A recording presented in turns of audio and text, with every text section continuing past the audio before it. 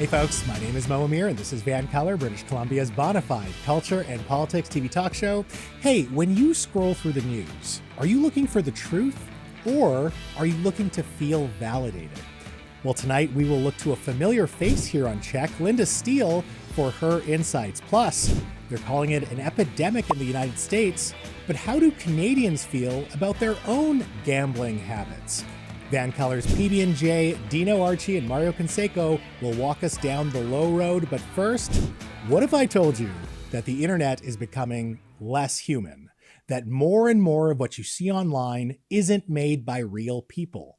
Is it a conspiracy or is it happening? Here to explain and maybe blow your mind is a Vancouver-based communications strategist, principal of Finch Media, Kylie McMullan. Hello, Kylie. So nice to see you. So nice to see you too. Thank you so much for having me. Well, thanks for being here. Explain it to me like I'm 10. What is dead internet theory? Okay, so dead internet theory is this conspiracy theory that's been around for a while. And what it says is basically the internet as you know it is dead, or as we did know it. And the reason it's dead is because there's more and more AI generated content on it. And then what's interacting with that content is AI bots. So there's less and less humans interacting with each other. And the conspiracy theory part of that is that this is being done by bad groups who want to control humans and reduce human interaction. Okay, interesting. Now, I feel like it isn't that much of a conspiracy because we know that bot farms are real. We know that platforms like Reddit and X are dominated by bots that interact with each other, and we end up fighting with these bots sometimes. So are we seeing dead internet theory actually come to fruition? So, I mean, I hope not, because, the internet is useful. Social media platforms are useful. And so I want to believe that there's still great human generated content there. I don't believe the conspiracy theory part is true. I don't think it's one or two groups trying to control us. I think it's a lot of individual decisions of like when and how to use AI content. But what is true is I do think we're seeing a lot less human interactions. So as you said, more bots. I was just reading about how people on dating profiles are using chatbots to interact with each other. So you can have two people on a dating profile not even talking to each other. Their bots are talking to each other. So you program your bot to say, listen, make me charming and exactly, funny. But not too aggressive. Yeah. Don't respond right away. Exactly. Give it a couple minutes. Be cool, bot. Exactly. And where else are we seeing, these bot-to-bot interactions where you think it would be humans? So I think we're seeing it a lot on social media, as you mentioned. I don't know if you've been on Facebook recently, but it's like, as for AI myself, slop everywhere. It's AI slop, and tons of rage bait posts, tons of people sharing AI slop, tons of ads that are using AI to create these ads. I was just reading about how a bunch of small businesses are now using AI to create ads, and then when people go into the shop or restaurant, they're disappointed because the photos that they're posting on Instagram don't look anything like the experience that's happening in real life. There are a lot of ads for supplements that use Joe Rogan's likeness and his voice, so you think it's like a clip from a podcast, but actually it's not. It's just AI. Yeah. And so I think what we're going to see is just more and more bots talking to each other, but I do think people are going to be looking for more human experiences. So I think people are going to start carving out spaces on the internet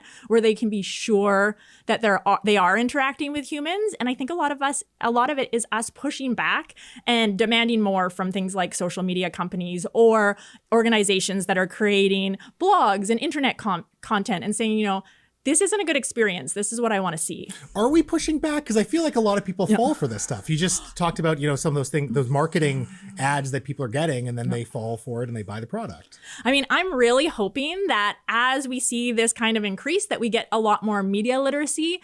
I'm trying to teach my kids media literacy. I'm trying to teach them critical thinking. I'm trying to teach them, how do you validate a source? Why do you think this person might be saying that? Do you think this is real? And I'm hoping that, parents are teaching both their kids and maybe their parents who might be falling for some of these things. And I think that's a great personal strategy and defense, but ultimately we are seeing more and more bots online, like disproportionately more than there were 5 years ago, right? Oh, absolutely. I mean, it's really hard to find exact facts. I was looking for some statistics on this, and you can see everything from like an 18% increase to a 50% increase. But one of the stats that I think is more reliable is that of new websites, about 30% are being AI or completely AI generated or AI assisted. Wow.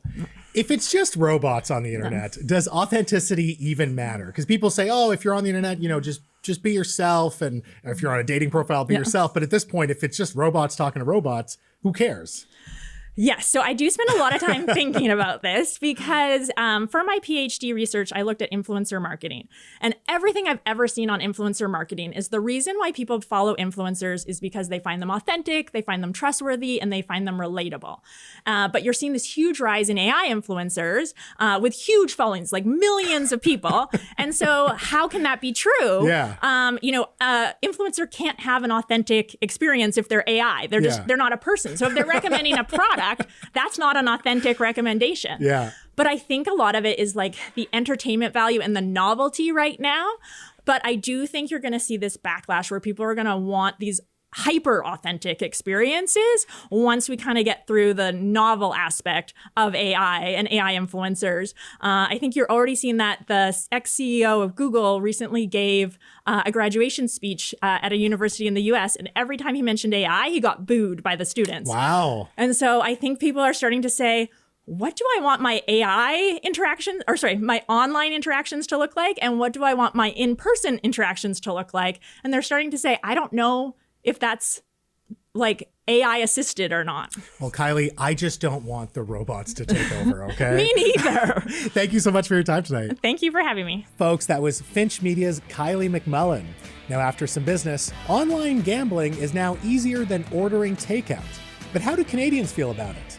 We're going to roll the dice on the low road up next.